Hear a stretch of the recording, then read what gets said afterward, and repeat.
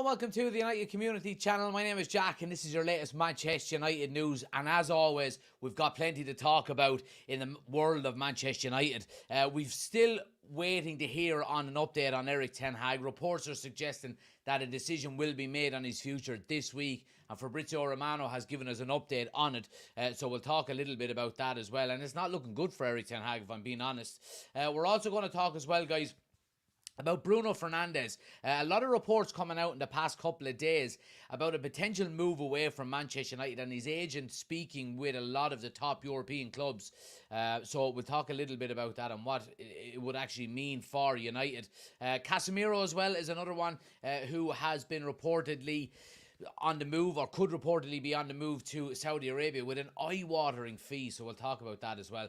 Also, I want to talk about Garnacho and the Olympics.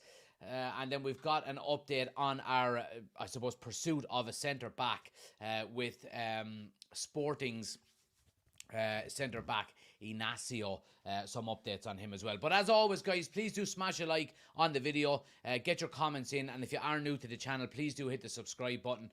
We're on the road to 10,000 subscribers, less than 100 away. So please do subscribe if you're new as well. But let's start off straight away, guys. And we're going to talk about Erik ten Hag. And it's been breaking in the past. When was this? Let me have a look. It was 5 o'clock today, yeah. So the last maybe 3 or 4 hours in relation to Erik ten Hag. Fabrizio Romano has been speaking and he's given an update that in the last 3 or 4 days, Man United have still been making contact with agents of other managers. I'll just hit the play button here. If you can't hear it, let me know in the comment section straight away.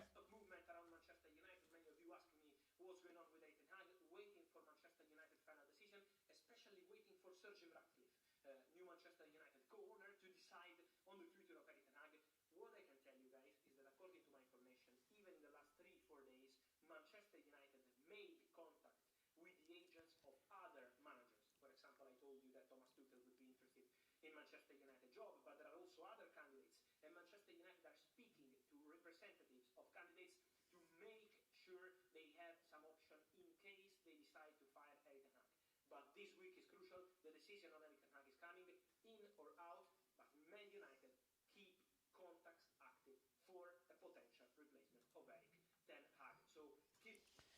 There we go. There we go. I hope you heard. You can't hear it. No sound. Right. Okay. People are saying all good. No sound. Okay. Well, if there was no sound, it's basically saying that Manchester United are keeping their contacts open in relation to, you know, potential replacements for Erik ten Hag if they decide to sack him. Now, I mean, I'm starting to get a little bit annoyed with the fact that a decision hasn't been made yet.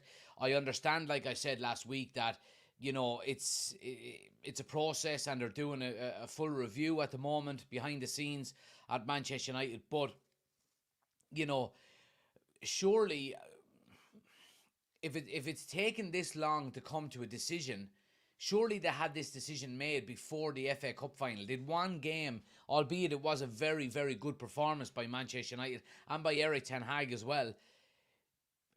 Did it play that much of a role in terms of whether they're going to keep Erik ten Hag or not? I mean, you could have easily done a season review without the season being over. I know, obviously, the last game of the season, you win a trophy, and, you know, the second most prestigious trophy in England. So, look, I understand that, but, I mean, the more this drags on, the more I'm thinking that, you know, are they waiting for somebody? Because if they were going to sack him, then they would surely have a replacement lined up. And the fact that they haven't made a decision yet, it just leads me to believe that they're waiting on somebody. Now, whether that's, you know, a manager that's currently in a job, or, you know, whether they're waiting to, I don't know, are they doing a deal with a replacement in the background as we speak? That remains to be seen. I don't know. I mean, the only way you could really look at it is that if they're waiting for somebody, then they're waiting for an international manager. But any international manager that's any good, and a lot that are useless, are actually at the Euros this summer. So I can't see that as being the case, because that means then that we spoke about this previously, and obviously the Gareth Southgate link here is the big one. And I said before that I don't think that's a viable option, because you're either going to, if you were Gareth Southgate, for example, do you announce it, before England are out of the Euros, which, you're talking about July. And then if that is the case, then Manchester United are going to be without a manager until July, or, a decision is going to be made in July. We go on pre-season tour in July. So, yeah, I mean, I'm getting a bit confused about why it's taking so long. But look, I mean, according to reports, I mean, Fabrizio Romano is saying there as well, and of course Sky Sports have been talking about it as well. Erik ten Hag is hoping to find out this week if he's going to keep his job as Manchester United manager, and it has to be this week. It does. Now, we did hear reports last week suggesting that it could have been the end of last week or the start of this week, but we're no closer to finding out anything. Yeah, I mean, I'd like to get your thoughts on it and see what you think about INEOS and how they're handling this whole situation, to be honest with you. Ben is saying, spot on, Jack, this should have been sorted weeks ago. Oshin is saying, full review of my arse, 9 days. They're waiting for the feel-good factor of the cup to subside before they boot him. We did a season review in 45 minutes. Exactly. Daryl says, the manager should have been backed by now. Only one guy on their list who's still in a job is in Newcastle tonight. Yeah. Michael says, if Ten Hag gets the sack, it's a joke. Give him one more season. Brexit FC incoming for if Southgate gets the job. Well, the thing about it is, I mean, if we're looking at it here, and I suppose the big link is Thomas Tuchel at the moment. I mean, there's pros and cons to Thomas Tuchel. Look, I think he's a good coach. I think he's a good manager.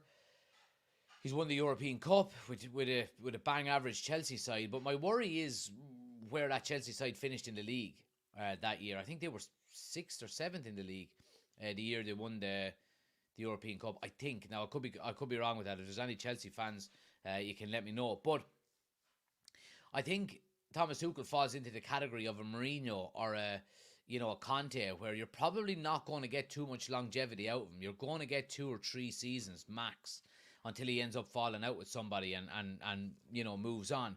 And I don't think that's what United need now, especially with INEOS coming in. Big changes in the background. Ajinkia says they were 4th. Okay. Big changes in the background. And I think United, more than anything else, need a bit of stability. And if there's anybody that's going to give us stability over the next, year or two, I think it's Erik ten Hag. I really do. I like the foundations that he put in within the squad in terms of standards, in terms of what's expected from you. I like the way he's bringing through the youth. And again, we go back to, he has made mistakes and he is learning, but you can see what he done in some games this season, no more so than the FA Cup final, what he is capable of doing. And I think if he's given the right tools and he's given the right players, I sound like a broken record at this stage, but I think he can be a good manager and he can do a good job for us. But, again, you also have to realise is that he's got 2 years worth of work done. Now, we've said this before, any manager that's coming in, how much better are they than Erik ten Hag? Erik ten Hag was one kick away from a Champions League final. He's won leagues before. He's won cups. He knows how to win trophies. And he already has 2 years of progression with this current Manchester United squad. Now, you bring in a new manager that's, the same kind of standards as Erik ten Hag, same ability. You're throwing away 2 years worth of work and starting from scratch again. And I think there's so many areas of the club that are changing at the moment. New CEO, new director of football, new technical director, so on and so forth. Sometimes too much change can be a bad thing, one piece at a time. And I've said this before, I don't see why INEOS don't just give him 12 months, even if he's not their guy. If he's not their guy, give him 12 months. You've got nothing to lose, and concentrate on getting the structure behind the scenes right. And it buys INEOS time for favourability within the fan base, because the majority of fans now want Erik ten Hag to stay. So what that does for INEOS then is that if they do keep Erik ten Hag, they have just bought themselves 12 months. And it's a plus for it's a win-win for them, because fans will be happy with them that they kept the manager that they want. And if the results go bad throughout the season, they can sack him and say, well, look, we gave him a chance. And then they can bring in whoever they want to bring in. And I also think that giving Erik ten Hag another season could be very beneficial to Manchester United if we decide to get rid of him next year. Because I think if you're talking next year, I think you're going to have a lot more managers on the market. You could just throw out some random names like Xavi Alonso, for example. Now, I know of his Liverpool past and so on and so forth. Does that mean he would not manage Manchester United if it became available next year?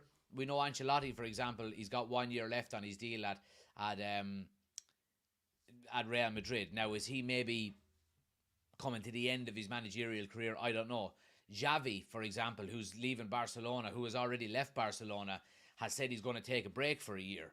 So I think all positive signs point towards keeping Erik ten Hag, because, like I said, we want him to stay. It will buy INEOS time to fix everything that's going on in the background, which they're doing a pretty decent job at the moment. If it goes bad, it will give them a reason to get rid of the manager. And then you've got a better pool of managers to pick from in 12 months' time if you do decide to get rid of him. And I think that's I think that's probably the best way of looking at it. I really do. Let's see what people are saying here. Those 2-3 seasons are usually full of trophies, though, says Oshin. Yeah, they are. I do agree. Ben says, I would understand the situation if a manager out there could 100% prove this side, and I don't think at the current time there is a better man. I agree with you, Ben. I think the only real way that Manchester United are improving this summer is by getting new players, recruiting well and getting good signings into the club. I don't think you improve this Manchester United team by changing the manager. And I think that's a massive statement when it comes to what INEOS need to do. They're going through their review at the moment. Changing the manager is not going to improve the current Manchester United squad. So why not get new players in, attack the transfer market with as much, venom as you possibly can, identify well, buy at the right price, sell well, and give Erik ten Hag another season with a much improved squad and see how he gets on. And I think that's the best scenario for everybody. I really do. Let's see. Daryl says everything he's won other than the Champions League was with teams in a one-horse race, Munich and PSG. Says Daryl, that's in relation to Thomas Tuchel. Oshin says Erik ten Hag has a 66% success rate in finals in England. That's enough of a review for me, and I've slated him a lot this season. Absolutely. He can't go, says Garrod. Dylan says, does anyone know who De Zerbi is linked to? I haven't heard anything, to be honest with you. Strange one though. Oshin says Milan. There we go. I think he would kind of suit that. He'd suit a Milan, wouldn't he? Damien says if they keep him and he's a success, it's a masterstroke by INEOS. Exactly. I mean, it's a win-win for them.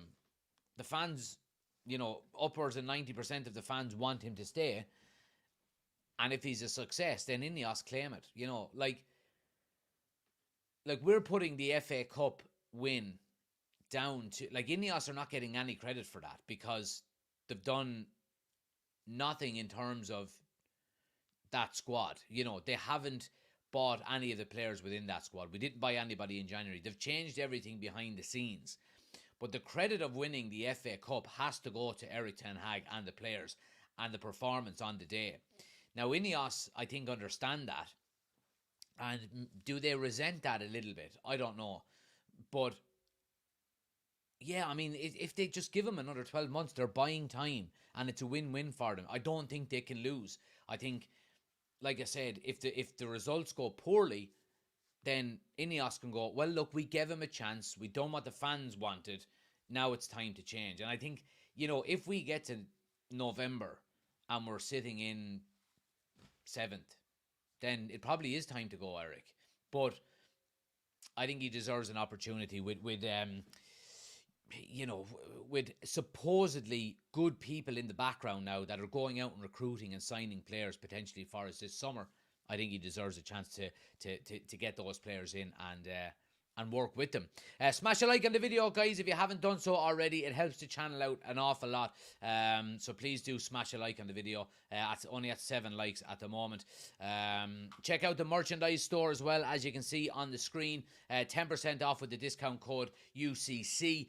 Scan the QR code or the link is in the description. And also football community channel, as you can see on the screen. It's the second channel. We're going to be doing all of our watch-alongs for the Euros on that channel as well. Again, I think it's linked in the description. Let me just check. It's linked in the description, or you can scan the QR code. So make sure you're going over and subscribing to that new channel as well. And yeah, happy days. What else have we got here? Damien says, Fabrizio just put up, Forson is leaving Man United in June on a free. Okay, his contract is up, I think, is it? To be honest with you, he looked like a fish out of water when he was playing with the first team. I'm not overly surprised, to be honest. Ajinkia says he'll win us the Europa League next season. Well, I've been saying that as well. I mean, the Europa League is very winnable next season. And with the new formats coming out as well, you don't have Champions League teams dropping down. So whoever's in the Europa League stays in the Europa League. And that's a massive boost to the teams that are in it. I think United and probably Spurs will go into it as favourites. So, yeah, I mean, it's a big opportunity, and I think Erik Ten Hag will realise that, and he'll understand that, and he'll want to put right the Europa League disappointments of last season. So, yeah, I mean, yeah, I could see him going quite heavily for that. Michael says, if United lost the FA Cup, he'd be gone after the final. Oshin says, he'd have been sacked in the tunnel. Yeah, so, I mean, how does one win? I mean, the scales are not big enough to go from that to that with one win, albeit winning a trophy in an FA Cup final and it being very impressive. Were they that intent on sacking him if he lost? And then if he wins, oh, well, we don't know. I mean, it doesn't make sense. It doesn't make sense. We need to know as soon as possible. Mark says, attracting potential new signings must be problematic since the incoming players do not know who is signing them and who they are going to play under. Very unprofessional from INEOS. Yeah, well, I mentioned this last week, didn't I? That what player in his right mind would sign for a club when he doesn't know who the manager is? And whatever about even who we're going to sign. Let's take Jadon Sancho, for example. As much as I don't like talking about him, he doesn't know whether he's coming back to Manchester United or not, but he does know for certain he doesn't want to come back if Erik Ten Hag is going to be there. So all of these questions need to be answered, and it's a domino effect that starts with either backing or sacking the manager. And I think that's why it needs to be done as quickly as possible, because we're looking at already being behind in the now. I'm sure there are communications happening at the moment. United are speaking with agents of players and so on. I mean, if we're speaking with agents of managers while we already have a manager, I don't see why we wouldn't be speaking with players' agents and trying to get deals done, because we know now that basically INEOS are taking the decision process away from the manager in terms of who they sign. And a lot of people were saying last week as well about, Erik Ten Hag has gone on holidays. And we mentioned that when he was at Ajax, he used to stay for 2 weeks once the season was over, in terms of, putting everything in place for the transfer window and then going on holidays. Whereas now he's gone on holidays straight away. And I think that is down to the fact that INEOS have now taken control of transfers. The process now is Erik ten Hag will go to the board. He will tell them the areas that he needs improving throughout the transfer window. INEOS will go out and they'll get 3 players for each position and come back to Erik ten Hag and ask him which one he wants. And so I think that's why he probably can go on holidays, because he's not as heavily involved in the in signing players throughout the transfer window. So yeah. If INEOS had any scruples, they'd have responded to Sancho with a suitcase and a plane emoji. Yeah, that would have been good. That would have been good. Now, guys, I want to move it on, and I want to talk about Bruno Fernandes. Let me take a little sip of water here real quick.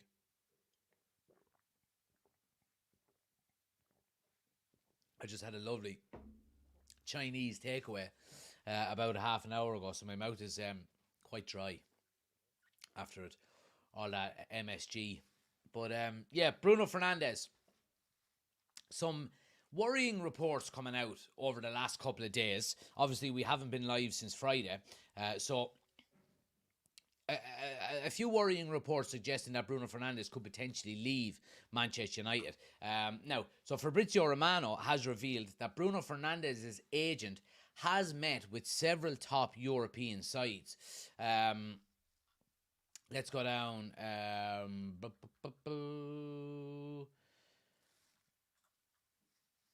Fans would be devastated if such news came to pass, with Bayern Munich recently revealed to be potential suitors for Bruno Fernandes.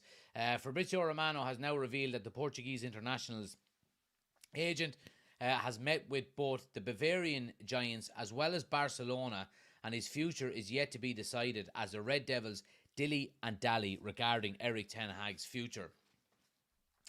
In case the 29-year-old decides to stay put, he is likely to earn a new contract, with the People's Person recently relaying that the attacking midfielder is eyeing parity with Marcus Rashford in terms of wages. There's been a lot written again about the future of Bruno Fernandes at Manchester United, with the Portuguese press claiming that there have been some contacts with both Barcelona and Bayern Munich, and that approaches could come soon. The reality is that Fernandes' agent, Pino, has met with some European clubs last week. Contacts took place, but the player remains focused on Man United, and his exit is not something decided at this point. Now, look, a couple of things to pick out here. First and foremost, it certainly is a concern when you're talking about Barcelona and Bayern Munich, and these guys don't mess around when they want a player. They really don't. And they're big enough clubs to turn any player's head, especially when you're talking about what they can give to you. Like you look at Bayern Munich, for example. I know they didn't win the league this year, but you're talking about pretty much being guaranteed a league title if you sign for them. You're guaranteed probably quarterfinals of the Champions League at a bare minimum, and you're guaranteed Champions League football every year. And I think Barcelona are the same. Barcelona, you're going to be challenging for a league title every year, and you're going to be in the Champions League pretty much every year as well. I'm actually not sure how La Liga finished. Let me double check that. La Liga table. Yeah, Barcelona finished second. They were 10 points off, so a big, and that gap is probably only going to get bigger, to be quite honest with you. So yeah, I mean, it is a big concern. It is a big concern. The fact that his agent is meeting with these clubs, would worry you. Another thing that I don't like hearing is the fact that if he is to stay, he's going to be looking for a new contract. Now, I think he deserves a new contract. He's been absolutely outstanding for us, but he is looking to bring his wages up in line with what Marcus Rashford is earning. Now, this is the issue that we've had for a long, long time, and it started with the likes of Sanchez coming to the club, where, and again, this is not on INEOS. Let me make that perfectly clear.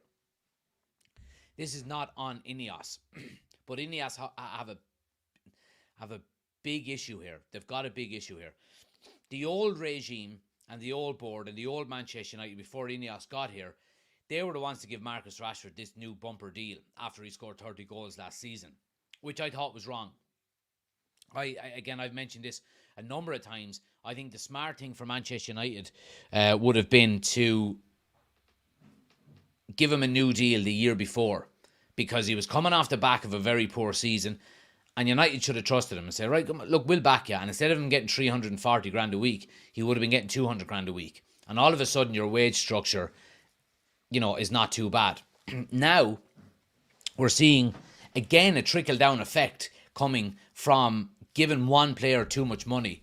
And now Bruno Fernandes is going to be looking for that type of money as well. And I think INEOS have a really big issue here, because they've been talking about bringing in the wage structure and reining it in and not giving outlandish sums of money to players, and kind of going like the Liverpool model before Salah got that new contract. But what do you do? And I think this is probably the reason why we're hearing the likes of Bruno Fernandes' agent, putting the feelers out there with other clubs across Europe, saying, well, Bruno Fernandes is going to Manchester United. Well, I'm the captain. What do you value me at? You're giving Marcus Rashford this type of money and he's doing nothing for us this season. I'm doing everything in my power, to drag us over the line, and you're giving me half of what he's getting. Well, maybe not half, but you know what I mean. So yeah, it's a big concern. It's a big concern. Now, like we said, Bayern Munich takes serious steps towards the signing of Bruno Fernandes. It's understood that they have already begun talks with his agent regarding a possible move. However, Barcelona are also said to be interested in the Portuguese midfielder, offering competition for the record champions. Yeah, so look, I mean, there's a couple of different articles. There's one. There's another article that I do want to mention, which is this one. And a lot of people have been laughing this off. Al Nasser's plot for €150 million bid for the Manchester United captain.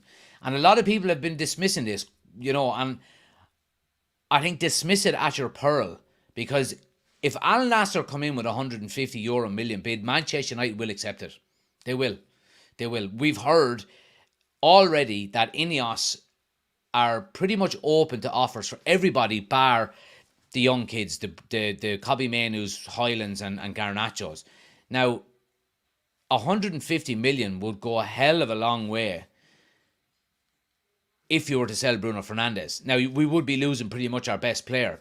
The only saving grace that I would have with reports like this is that I don't think Bruno Fernandes would leave now in the prime of his career to go and play in Saudi Arabia. I think he's too ambitious. He wants to win trophies. He wants to, challenge for the likes of Champions Leagues, Premier Leagues, wherever he is playing.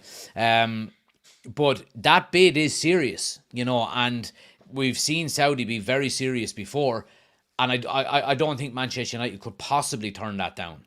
But again, like I said, I think Bruno Fernandes is too ambitious. Again, and that's another thing. Bruno Fernandes' ambition might eclipse the ambition of Manchester United. And that's a concern as well. We do know he's been speaking to the board, and the higher ups about, whether he's going to stay or not. I'm going to keep a close eye on this one, because I don't think it's going to go away unless Bruno Fernandes comes out, signs a new deal, and Bob's your uncle. But yeah, worrying reports coming out the past few days. Let's see what people are saying. I really don't get how this Bruno stuff isn't tapping up, says Oshin. Yeah, I mean, I don't know what rules are in place around agents speaking with teams. He is under contract with Manchester United, so yeah, I don't know. I don't know the legalities of it. I can only give my opinion on. I wish it wasn't happening. Let's see. Finn says, I think if Bruno was to go, it would be Real Madrid he'd want to go to. Perfect timing probably as well, with the likes of Toni Kroos stepping aside as well. Damien says, Bruno should be a top earner. These ridiculous contracts are down to Ed Woodward. Well, that's the issue. How do you go to Bruno Fernandes with a new contract and not offer him the same wages that Marcus Rashford is on, given what Bruno has done since he arrived in 2020 to what Marcus Rashford has done. And that's the issue that the old regime at Manchester United, we're going to have a hangover from that. It all stemmed with Sanchez when he came, and that an outlandish amount of money we gave him. We're still seeing that now. Marcus Rashford has got a huge wage packet. And if Bruno Fernandes is, talking to the likes of Bayern Munich or Barcelona or them clubs are showing interest, and we offer him a new deal, we have to offer him the same as Marcus Rashford. And all of a sudden then, the next guy that comes in the door that we're trying to sign, who's the next big thing, he's going to want that. The next guy is going to want that. And the next guy is going to want that. So how do INEOS rein this in? You want to keep Bruno Fernandes, but I don't think you keep him if you don't offer him the same type of money that Marcus Rashford is on. So it's a big question that needs answered by INEOS, and they need to fix it quickly. So they do. Let's see. Bruno, we read that one. An accountant should never be allowed to deal with transfers. Absolutely. Plus, the TV money will be after taking a hit after not qualifying for the Champions League. Yeah. I don't think it's a massive hit to the Europa League, because United being in the Europa League, they're basically every one of their games will be on the TV. I think the only way around it, early doors, is a basic wage and bonuses to what you do on the pitch. I couldn't agree more, Ben. Absolutely. But the thing about it is, our players going to accept that? I don't think the likes of a Marcus Rashford would accept something like that, because he knows, as much as he talks back, and doesn't like criticism, he knows in the back of his head that he is hugely inconsistent. So if he's getting offered a contract with a base salary and incentives on performance and goals, he's not going to want it, because he knows he's inconsistent himself. Deep down in the back of his mind, he knows he is. Bruno is too ambitious to go to Saudi at 29, says Finn. Yeah, absolutely. David says 150 million. Jesus, they couldn't turn that down. Like you said, though, can't see him going to Saudi League. You'll see a few more of these stories in the next few weeks. Agents always trying to stir. Yeah, look, and a lot of this, again, we do this every summer, which is a pinch of salt. Take every story with a pinch of salt, okay? Because a lot of it is just hearsay, and especially when it comes to Manchester United. I'm surprised I haven't been linked with Manchester United at this stage, because we're just used to it now. But there will be a lot of stories, and there's probably going to be more than usual this summer, because everybody knows Manchester United are in the market for a lot of players, if possible. So there's probably going to be a lot more stories coming out than normal, but we'll try and filter through them as best we possibly can. Daryl says Rashford and Sancho's wages should be cut due to underperforming. Well, is there something now that the wage packet, players' wage packages are cut now because we didn't get into the Champions League? I think because obviously last year they went up, didn't they? Because we did qualify, so I think maybe they're gone back down to Europa League. I don't know if it makes a huge difference. Mrs. is watching Love Island. Wouldn't be surprised if Sancho and Rashford made an appearance. Nothing else for the summer. There we go. Absolutely. Moving it on, guys. And I want to talk about Casemiro. And while we're on the Saudi Arabia kind of topic, and a report coming out today. It's great news if it is to be true. Now, it's coming from Caught Offside. Now, again, pinch of salt. Caught Offside, by all means, not the most reliable. They do have the likes of Fabrizio Romano on quite a bit as well, so hit and miss. But they are reporting today that that Al Nassr are prepared to pay €90 million for Casemiro. Now, €90 million for Casemiro. I mean, I'll drive him to Saudi Arabia. If obviously they'd have to cover the petrol, because this YouTube gig doesn't pay an awful lot. But I mean, €90 million. Given the fact that we signed him 2 years ago, so he's 2 years older than he was when we signed him. Okay, that's fast maths. And also, he was 60 million when we bought him. Now this is €90 million. We got him for £60 million. I think about €84 million we're talking about here. Or sorry, £84 million we're talking.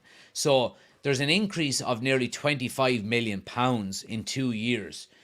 I cannot see this being true. I just can't. If it is, absolutely fantastic. But I can't see it being true. The only positive I would take out of this is that if these numbers, 80, 90 million, are being thrown around for Casemiro, are we more likely to get closer to the 60 million when we do eventually sell him? So, we've been talking about anywhere around 40 to 50 million. If we got that for Casemiro, that would be brilliant. And I do think that would be the case. I would be happy with that. But if we're seeing the 90 millions and the 80 millions being thrown out there at the moment, teams tend to meet in the middle. They say 90, although we're saying 40. Or we're saying 50 and Al Nasser are saying 90. So I don't know why we would want to meet them in the middle. It's like Joy when he's getting the t-shirts off of Rachel. Joy, I'll give you 10 free Ralph Lauren t-shirts. 1. No, 10. You said 10. You can't take that back. That's the way Manchester United are going to be in the transfer market with Al Nasser if they're coming in offering 90 million. I don't think we would be able to believe our eyes if that was the case. But yeah, look, I mean, the likelihood of Casemiro leaving this summer is probably quite high, you would have to say. And I think the more money we can get in from, obviously, the greater it will be. I think if we can get around the 50 million mark for him, 40 to 50 million, I think it will be good business. I really do think it'll be good business. It will be a big chunk of money that we can genuinely reinvest into the squad, and we wouldn't have lost an awful lot on him. Given the fact that we paid 60 for him 2 years ago, and it's a shame, to be quite honest with you, because I really like Casemiro. I mean, his first season, we were all singing his praises, and his performance levels have just nosedived off the edge of a cliff, and he's starting to pick up injuries as well, which is a concern. You would have to say it is a concern, and none of us are getting any younger, but he's the wrong side of 30 now, and again with INEOS and what they're going to be doing, they're not looking at signing players over the age of 25 anymore. Again, I don't totally agree with that. I think we should have more experienced players in the squad that are over that age, but it's a shame, but I do think Casemiro will be a player that we can offload to get some good money in, that we can then go. Like if we're talking João Neves, for example, as the prime replacement for Casemiro, you're talking about 120 million euro. Now, if Al Nasser give us 90 million euro, just take that 90 million, right? Put 30 million of your own money onto it and go to Benfica and go, here you go, and take João Neves and throw him up over the little lad, throw him up over your shoulder and carry him to Manchester. You know what I mean? And then happy days. Easier said than done. You know what I mean? Easier said than done. But I do think if we're talking about the transfer market, the quicker we can get players sold, the quicker we can start buying players and start really going for players. Because you have to be, there is a concern in the back of your mind where you're saying, if we're to go out and buy 3 players now and we can't sell and players just go, no, I'm not leaving. You can't force a player out of the club. Then all of a sudden FFP is right back up on top of you again.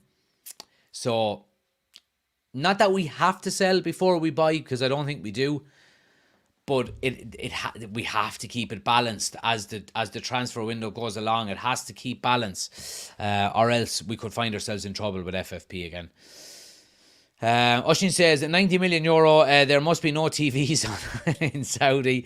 Dave says, Casemiro is one of those players United I wish they signed years ago. Pity he came when he did. So clear to see his legs are gone now. Can't fault his effort and stepping in the Champions League last week. Now, I did see something on Twitter just before I went live. Sofian Amrabat's brother has been speaking. Where is it?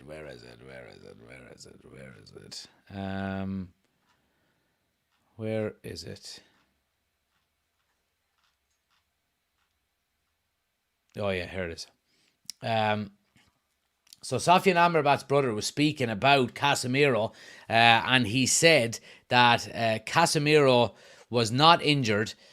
in the FA Cup final. He found out that he wasn't starting. He thought to himself, okay, I'll sit in the stands. He was fit to play. Now, I said this on whether it was my match reaction video or one of the videos after it. I said basically the same thing. I had a feeling, Casemiro just probably said, fuck you. I'm not playing. You're going to drop me now after me sacrificing myself for the team and playing at centre back for the last 3 or 4 games. Now we've got our centre backs back and you're dropping me for Amrabat. I have a feeling that's what happened. And then Ten Hag said, right, well, sit in the bench. You seen the handshake between Casemiro and Ten Hag at the end of the FA Cup. It was, I won't say cold, but it was expressionless. It wasn't warm. So, yeah, look, I think Casemiro, it looks like Casemiro is probably going to go this summer. But I agree with what David said there. It's a shame we got him when we did.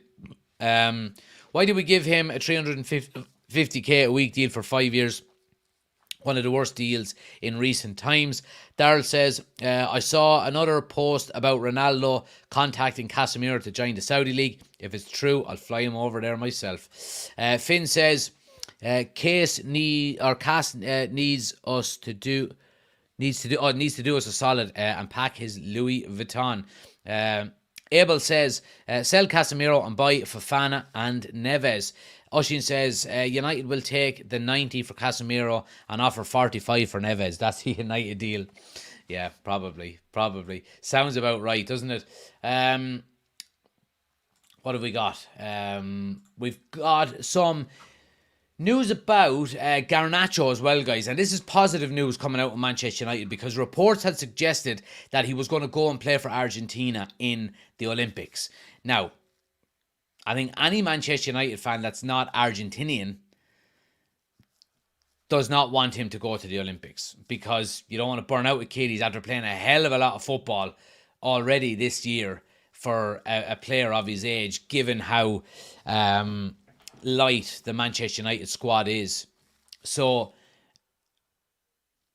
reports have suggested today that Manchester United have not yet decided if Alejandro Garnacho will play at the Olympics. Reports suggested earlier on as well that he hasn't been... sorry, I don't have the updated report, but the squad was announced and he was not in the squad, which is a good thing for Manchester United and Manchester United fans. This guy needs a rest. He's only a young kid. He's after playing a hell of a lot of games when he shouldn't have. And like we've said this on multiple occasions, players like, Garnacho, Menu, Highland, young players, they shouldn't have to play every single game, every single week. They should be drip fed into the team. And I always go back to the Phil Foden analogy. You look at Phil Foden and there was calls for Pep Guardiola, why aren't you playing him? What's going on? He needs to play more. But he bided his time. And he's, City's best player this season by a country mile. So, you see the benefits of drip feeding young players into a team. And Alex Ferguson done it years ago with the class of 92. Obviously you had the likes of Beckham or the likes of Giggs, who was there, on the scene early and basically played an awful lot of games. He was world class. But the likes of Scholes and the Nevilles and Butts and Beckhams and all, they were drip fed into the team. They went out on loan. They didn't play every single game. And all of a sudden then Ferguson decided, right, now's the time. And he sold Ince, he sold Kanchelskis, he sold Hughes.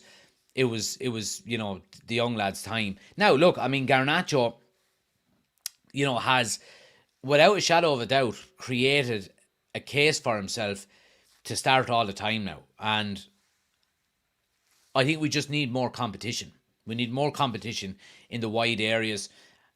You would hope that next season Marcus Rashford will provide a little bit more competition because he's not leaving. I would be shocked if Marcus Rashford leaves.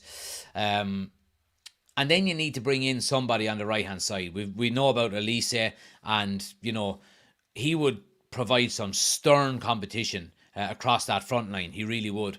And, of course, Ahmad is had a decent debut season as well, you would have to say. So it's good news, but I'm delighted that Garnacho just gets to go and rest now. Put his feet up for a few weeks on a beach somewhere, drink a couple of pina coladas, not too many, and be ready to rock and roll for pre-season when it rolls around in July. Let's see.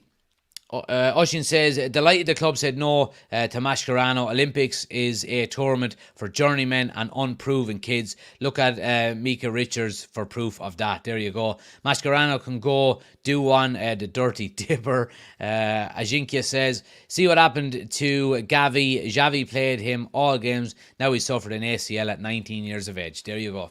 There you go. Yeah, absolutely. Thoughts on rumours of Branthwaite, says David. Yeah, we were speaking about it during the week, David. I think Branthwaite would be a very good acquisition for United. 21 years of age, loads of potential, but the price tag is too high for me at the moment. We've heard reports suggesting that Everton were looking for up to 90 million for him. Absolutely no way. I think Oshin made the point during the week that there's better players out there for cheaper money. But I do like him. If I sound like Bruce here. If the price is right, then absolutely I'd be happy with him. But speaking about centre backs, it's a nice little segue because obviously it is an area that we're looking at this summer. And Fabrizio Romano has been speaking about Sporting centre back Gonzalo Inacio. One of the players United appreciate and have been scouting is Sporting centre back Gonzalo Inacio, who has a release clause in the region of 51 million. He's been speaking. That one was, when was that? That was at 5 o'clock. This one then was at 8:35. United and Liverpool have been monitoring the player ahead of the summer transfer window. Release clause, 60 million euro in that one. United are still discussing, here we go. United are still discussing internally how many centre-backs they want to bring in. For sure, at least one right-footed. So one right-footed would cover Varane. I can't understand why we're still discussing it internally. We need to have our minds made up. We need to have our minds made up. Are you selling Harry Maguire and Lindelof? If not, then just bring one in to cover Casemiro or to cover Varane. And I still would like a second one. So this guy's a good footballer as well, lads. He's a good footballer. And,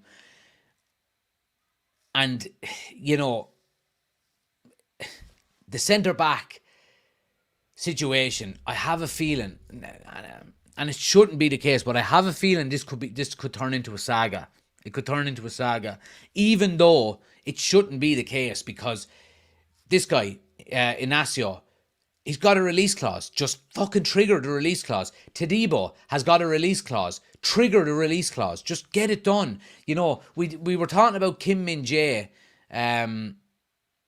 last summer, and he had a release clause of 50 million or whatever it was. I don't even think it was 50 million. And all we had to do was trigger it, and we didn't. Bayern Munich triggered it. They got him. So, fucking start triggering a few release clauses for centre-backs there, lads, because we need them, and we need them quick. Ajinkia says, I think we should sign I think our first sign at right centre-back, i.e. Todibo, and then go for someone like Inacio because he's expensive but can play left centre-back and left-back if needed. So, yeah, I mean, look, it's going to be a busy window, guys, for United. But we need to get our skates on. We need to get business ticking over, starting to do it. Oshin says, I'm triggered by the lack of triggering. Exactly, Pew, pew, pew, pew. But yeah, look, it's going to be a very busy window, and we're going to be here for it all. So I'm absolutely delighted. Weeknights, guys, every night at 9 p.m. So do hit the subscribe button if you're new to the channel. Ring the bell as well. Turn on notifications. Just click the bell notification at the bottom. Click all, and you will get notified then anytime we go live. You can jump on if it's for 5 minutes. 70 seconds. It helps the algorithm, it helps the channel, and it helps us to grow. And if you haven't done so already, do smash the like button. There's 20 people watching and only 11 likes, so you all haven't hit that like button, so please do. It helps out the channel a ton. Just want to give you a quick update before we go as well, that we'll just show you here. Amari Forson is set to leave Manchester United as a free agent in June after his debut in February with Man United's first team. Amari set for a new chapter. There are several clubs keen on signing him as the 19-year-old striker is attracting interest. So there we go. There's an update on Amari Forson as well.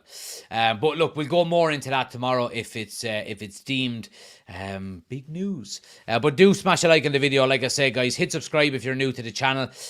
Make sure you are subscribing as well to the second channel if you haven't done so already. Football Community Channel. All of the Euro watch-alongs for the Euros will be doing over there. Link is in the description of the video, or scan the QR code on the screen. And also the second QR code is for the merch. Go check out our merchandise. If there's anything there you like, t-shirts, cups, hoodies, it helps support the channel an awful lot, and I do appreciate it. But thanks for watching, guys. I'll be back again tomorrow night from 9. Hope to see you there. Have a great evening, and I'll chat to you soon.